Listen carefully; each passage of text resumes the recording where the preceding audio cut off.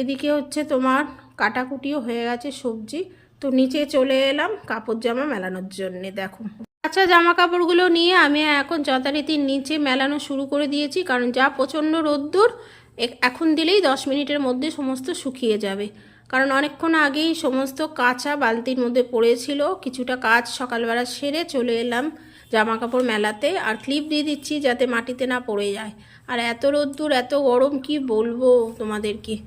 দেখো এক হাতে ক্যামেরা নিয়ে আমি তোমাদেরকে ভিডিও বানাচ্ছি, কতটা কষ্ট করতে হয়। চারিদিকটা তোমাদের বাড়ির দেখিয়ে দিলাম, প্রচণ্ড রোদ্দুর দিয়ে চলে এলাম ওপরে।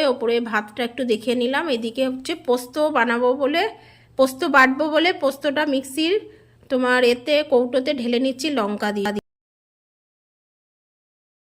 লঙ্কা আর পোস্ত দিয়ে এটাকে আমি বেটে নিচ্ছি। দেখো বাটা হয়ে আছে, কারণ এটা লাউ শাক বানাবো, তার ভেতরে দেবো। এদিকে